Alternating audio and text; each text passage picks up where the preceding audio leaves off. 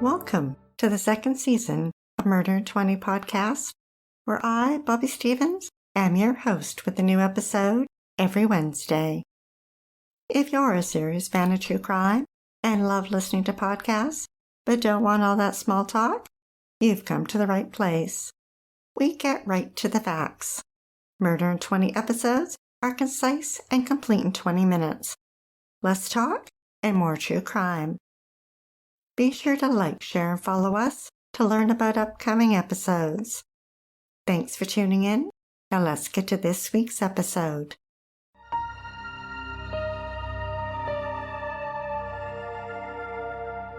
Skyscrapers reach toward the sky in Calgary, surrounded by the Rocky Mountains, but is best known for the Calgary Stampede, a large rodeo held every summer where the dress code is casual, with jeans, boots, and a cowboy hat. In 1999, its population was around 800,000. Deborah Point grew up in Calgary, attended high school, and was active in sports. Within the gay community, she went by the nickname Chris. She worked at the Rocky View Hospital as a porter and spent her paychecks on gambling. 3,000 miles away, Audrey Trudeau grew up in Memorial, Ontario, a small town with only a couple thousand residents. She belonged to a large family with 11 brothers and sisters. She attended university in Toronto and became a physiotherapist. With the divorce behind her, she moved to Calgary, where she settled into a job at Rocky View Hospital. Audrey made friends with her co-workers, including Deb.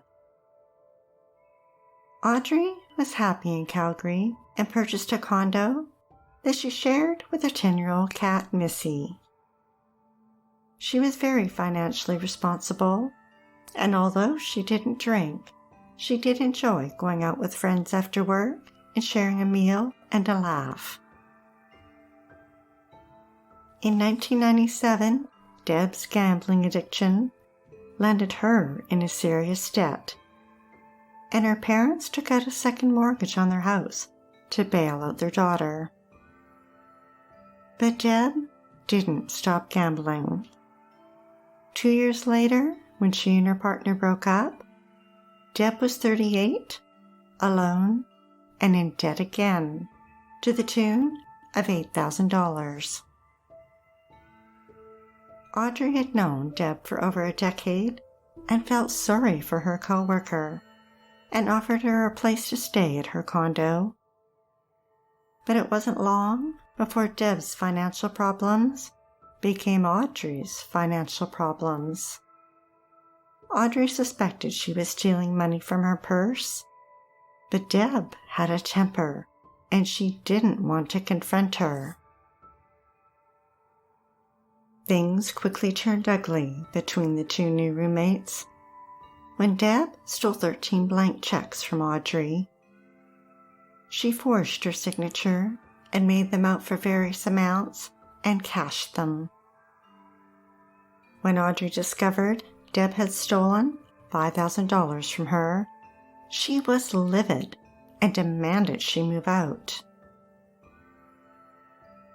Over the years, Audrey had remained close with her family, most of whom were in Ontario.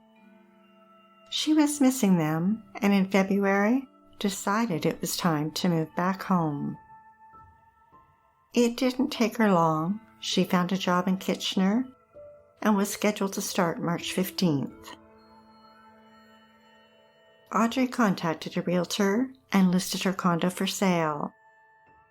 She was excited about the move, and quite frankly, she didn't care what Deb thought. Audrey would be taking her cat Missy with her and began taking her on rides to get her used to it. A week before her move, she also visited a vet and picked up tranquilizers for moving day. February 25th, 1999 was a Thursday night and Audrey's regular bowling night with the league. She showed up as usual and was in a good mood. She let her teammates know that next week would be her last time. She was in a hurry to get home that night and left around 8:30 p.m. Meanwhile, Deb had gone to a karaoke bar where she sometimes liked to sing. She pounded back the drinks and seemed upset. She told one of the patrons that she was waiting for Audrey. But Audrey never showed up, and Deb left the bar, drunk and angry. Audrey arrived home at her condo. Deb hadn't moved out yet, and the air was thick with tension. It's not known exactly what happened, but it's thought that the two women got into a heated argument in the dining room. Perhaps Audrey wasn't interested in a confrontation and turned to walk away. But Deb couldn't let it go. She raised a heavy object, perhaps a claw hammer, and brought it down hard on Audrey's head. Audrey raised her arm in self-defense, but she was no match for Deb. Using all her force, she hit Audrey again and again, at least 15 times, crushing her skull. Blood splattered onto the walls and saturated the carpet. Deb's anger was out of control. Audrey was dead at 45. Deb dragged her roommate's body down the hall and down the stairs to the laundry room in the basement. From Audrey's finger, she removed her sapphire diamond ring, then spent hours dismembering her body. Diabolical Deb cleaned herself up in the bathroom and went to bed. At 4:45 a.m. the next morning, Deb called the hospital and left a voicemail that Audrey had a family emergency and wouldn't be in. Then a few hours later, she called the hospital again and left a message saying she was ill and wouldn't be in to work. That afternoon, Deb forged another of Audrey's checks, made it out to herself, and cashed it.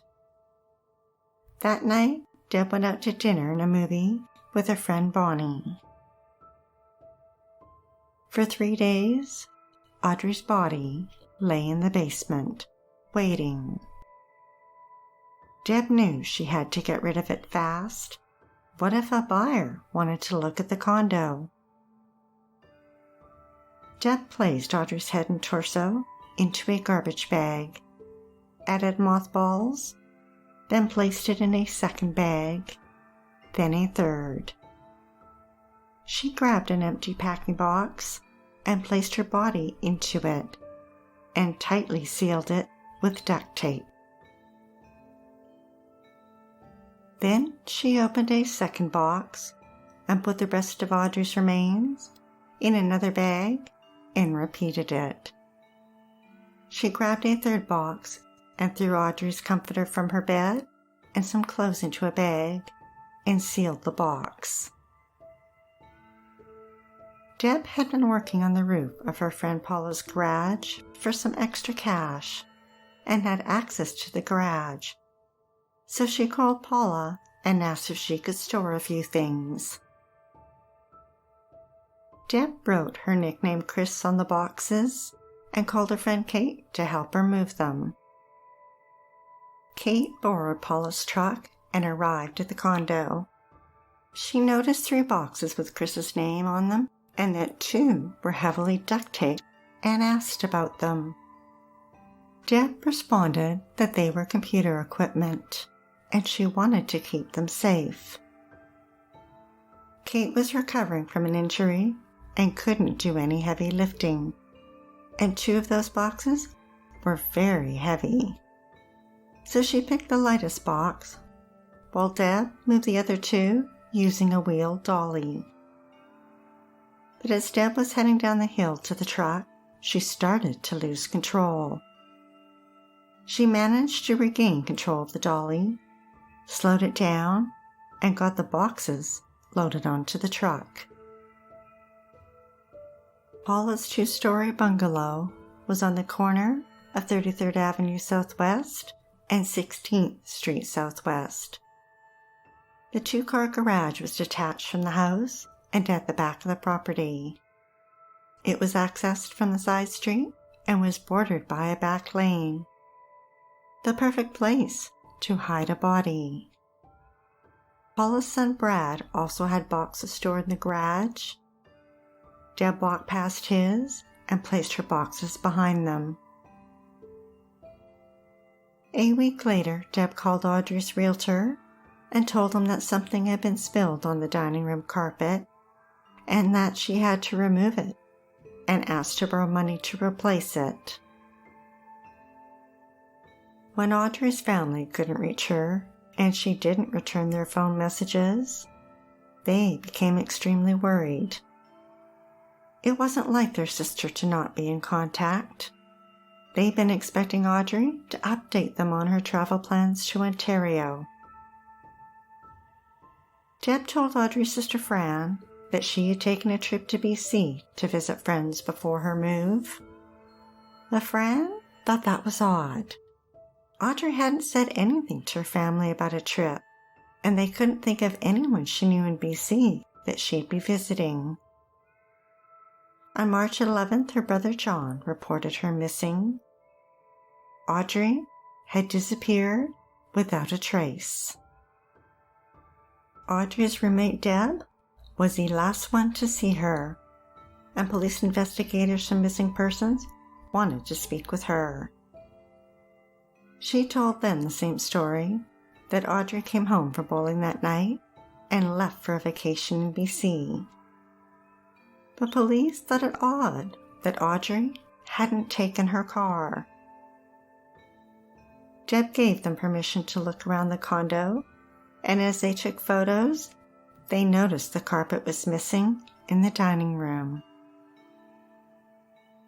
Police checked Audrey's bank account. She hadn't accessed it since the day she disappeared. The clues were stacking up. Police grew suspicious and seized Audrey's car. Forensic investigators arrived at Audrey's condo, looking for any suspicious evidence on the surface, but they found nothing to indicate foul play. Then, in an odd move, Deb told investigators that the day before Audrey disappeared, she gave her cat away to a woman named Lillian.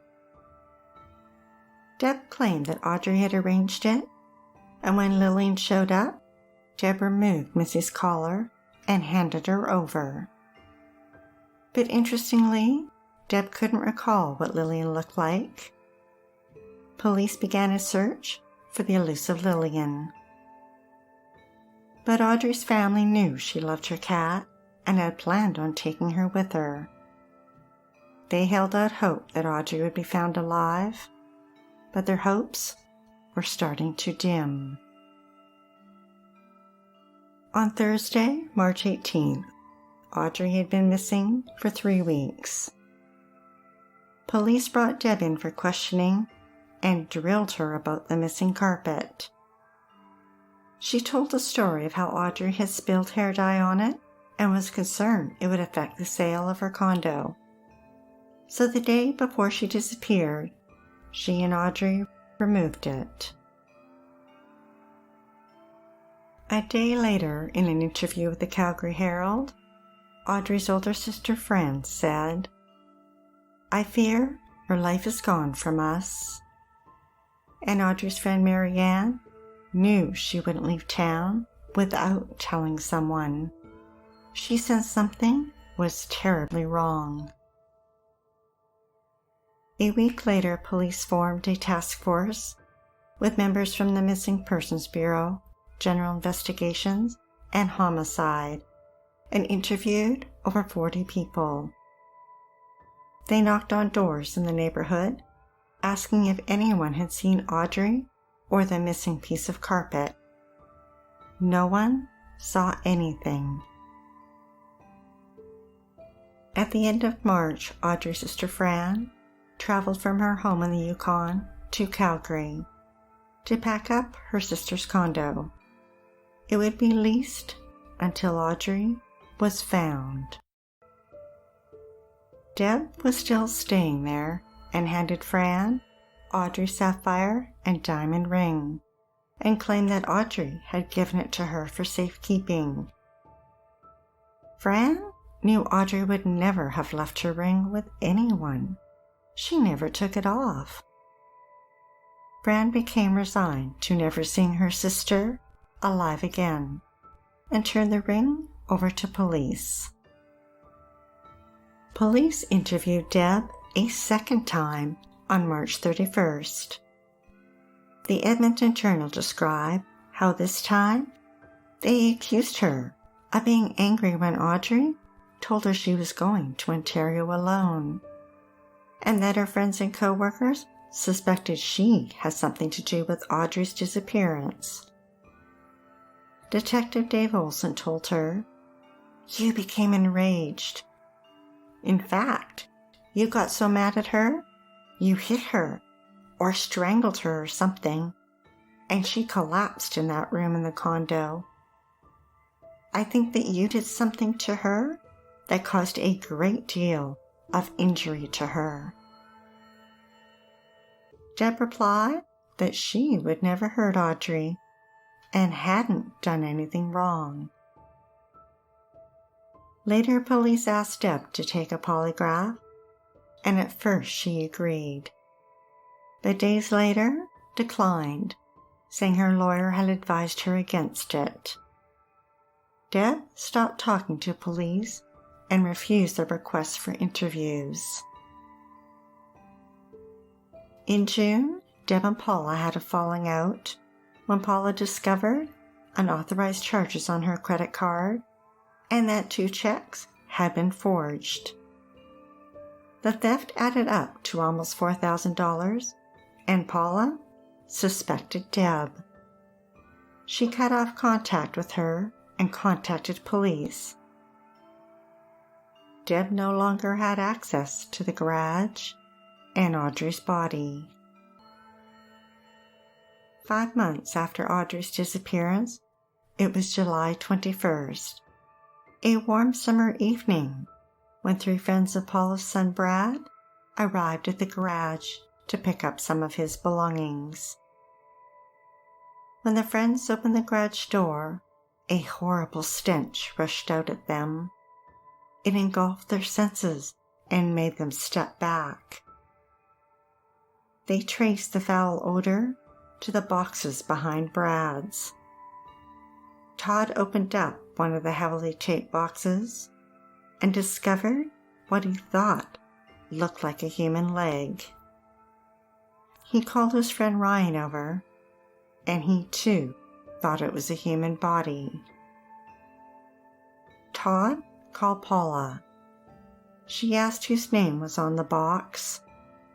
He told her, Chris.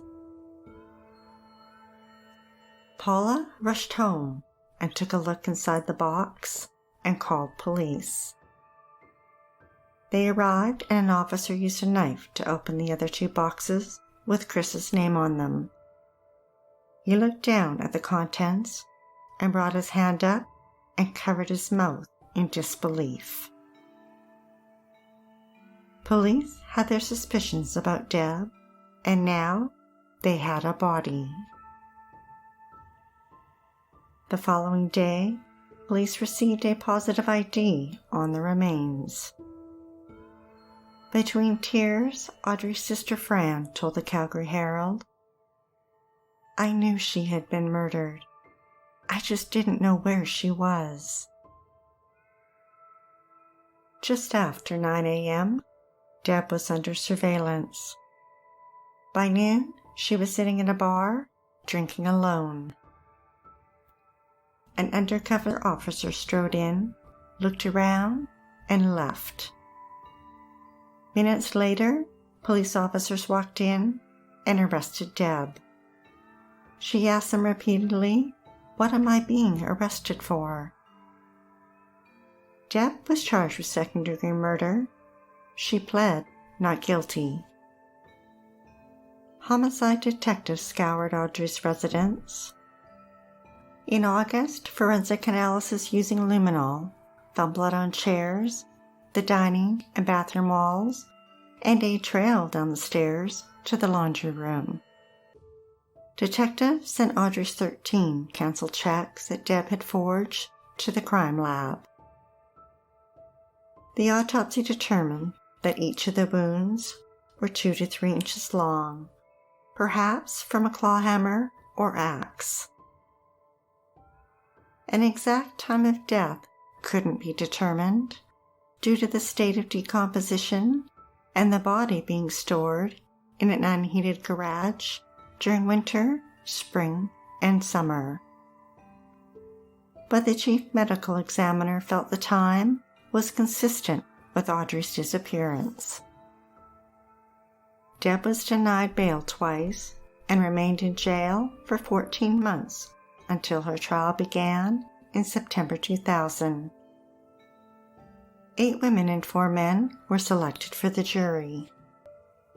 Deb took the stand and denied killing Audrey. Prosecutor Mark Crotter suggested that $5,000 was a good motive for killing someone. But Deb disagreed and told the court that in the past, her parents had paid off over $20,000 of her gambling debts and would do it again if she needed them to.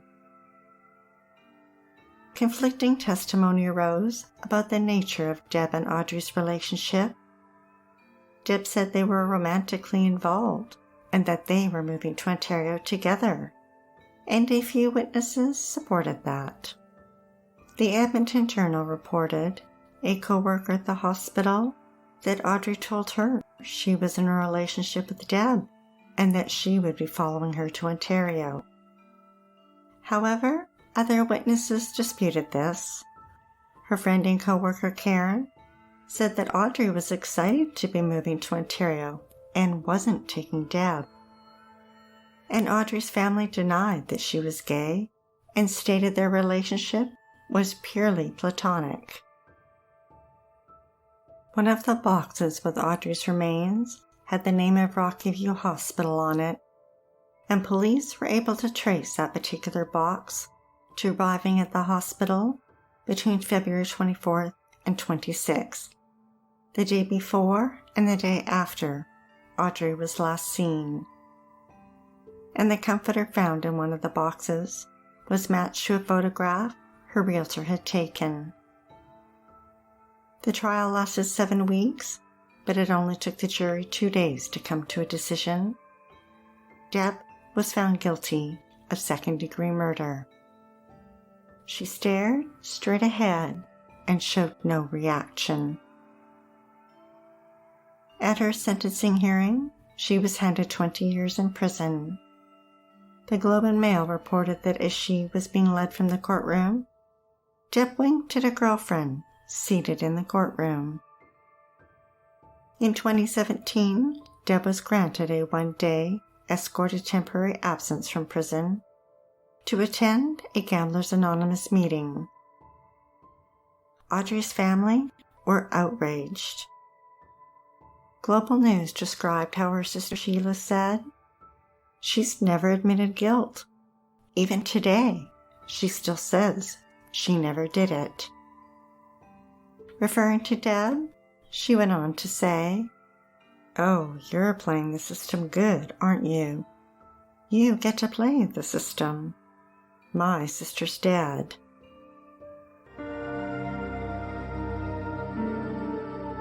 Be sure to tune in next Wednesday for the episode of Kirsten Costas. In high school, Bernadette was popular, but she brushed aside her high marks and dwelled on her failures. her classmate Kirsten became a symbol for everything wrong in Bernadette's life. One night, she lured Kirsten into her car.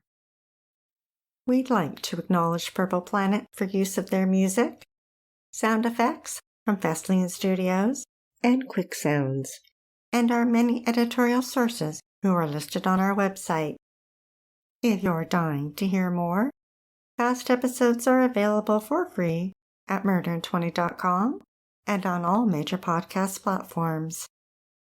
Be sure to like, share, and follow us to learn about upcoming episodes every Wednesday. And feel free to leave a 5-star review on any one of them or all of them. We're not shy. Stay safe, sleep with the lights on, and don't play with strangers.